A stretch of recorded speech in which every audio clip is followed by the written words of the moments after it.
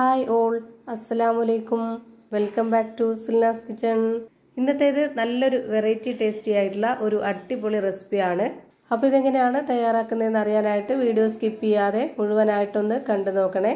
ഇതിനായി ആദ്യം തന്നെ സ്റ്റവിലേക്ക് ഒരു പാൻ വെച്ച് കൊടുത്തിട്ടുണ്ട്. ഫ്ലെയിം ഓൺ ആക്കിയതിന് ശേഷം അതിലേക്ക് കുറച്ച് ഓയിൽ ഒഴിച്ചു കൊടുക്കാം. ഓയിൽ നന്നായിട്ടൊന്ന് ചൂടായി വന്നതിന് ശേഷം സബോളയും തക്കാളിയും ഇതിലേക്ക് ഇട്ട് കൊടുക്കുന്നുണ്ട്. നല്ല ചെറുതായിട്ട് കട്ട് ചെയ്തെടുത്തിട്ടുള്ള സബോളയും തക്കാളിയുമാണ്. ചെറുതായിട്ട് കട്ട് ചെയ്ത് തന്നെ ഇട്ട് കൊടുക്കാൻ വേണ്ടി നോക്കുക, എങ്കിലാണ് ഈ ഒരു കൂട്ട് നന്നായിരിക്കുള്ളൂ. അടുത്തതായി ഇതിലേക്ക് ഇട്ട് കൊടുക്കുന്നത് വെളുത്തുള്ളി ഇഞ്ചി ഒന്നിച്ച് ചതച്ചതാണ്.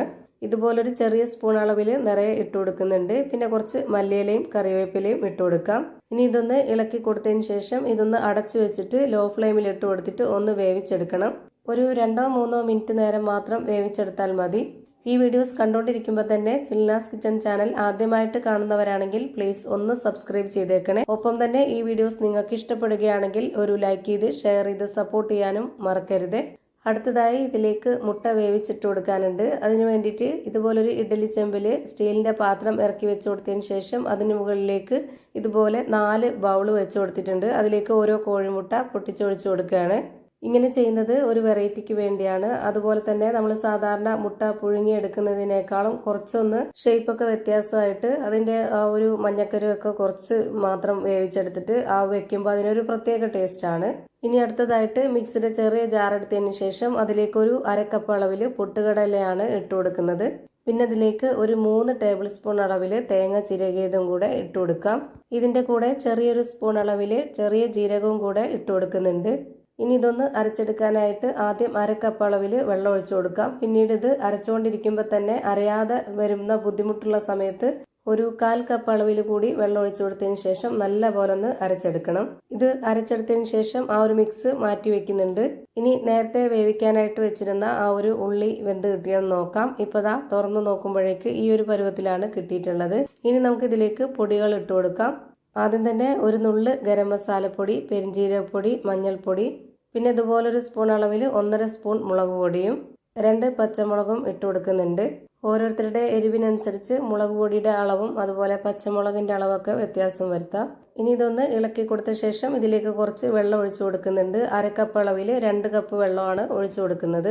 ആദ്യം 1 കപ്പ് വെള്ളം ഒഴിച്ചു കൊടുത്തതിന് ശേഷം ഒന്ന് ഇളക്കി കൊടുത്ത് നോക്കുക. നമുക്ക് കുറച്ചുകൂടി വെള്ളം ആവശ്യമുണ്ടെങ്കിൽ മാത്രം ഒഴിച്ചു കൊടുക്കുക. ഓരോരുത്തരുടെ പരുവം ഏതാണോ അതിനനുസരിച്ച് നമുക്കിത് തയ്യാറാക്കി എടുക്കാവുന്നതാണ്. ഇനി ഇതിലേക്ക് ആവശ്യത്തിനുള്ള ഉപ്പും കൂടെ ഇട്ട് കൊടുത്തതിന് ശേഷം ഇത് നല്ലപോലെ ഒന്ന് ഇളക്കി കൊടുത്തിട്ട് ഇതൊന്ന് അടച്ച് വെച്ച് വേവിച്ചെടുക്കാം.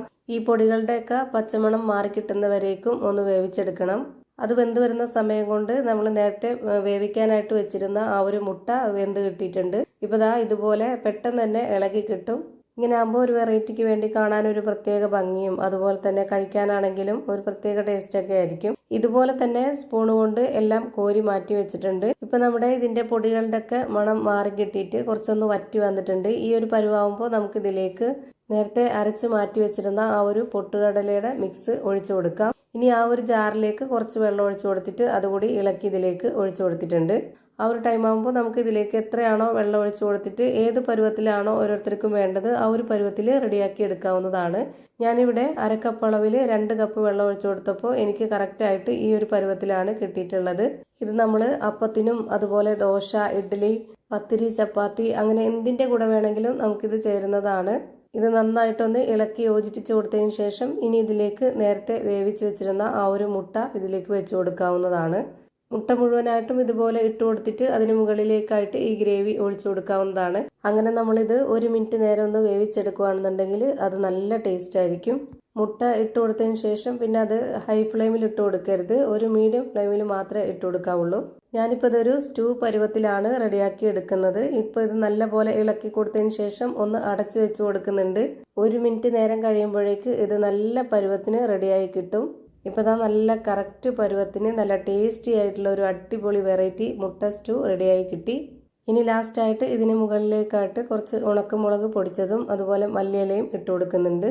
അപ്പോൾ ഇത്രയേ ഉള്ളൂ ഇന്നത്തെ വീഡിയോ ഇഷ്ടമായാൽ ലൈക്ക് ചെയ്യാനും കമൻറ്റ് ചെയ്യാനും ഷെയർ ചെയ്യാനും മറക്കരുത്. അതുപോലെ തന്നെ ഞാനിടുന്ന പുതിയ വീഡിയോസ് നോട്ടിഫിക്കേഷനായിട്ട് കിട്ടുന്നതിന് വേണ്ടി സബ്സ്ക്രൈബ് ചെയ്ത് ബെല്ലൈക്കൺ അമർത്തി അതിൽ ഓൾ എന്ന ഓപ്ഷൻ എനേബിൾ ചെയ്ത് കൊടുക്കാനും മറക്കരുത്. പുതിയൊരു വീഡിയോയുമായി വീണ്ടും വരും. Thank you for watching.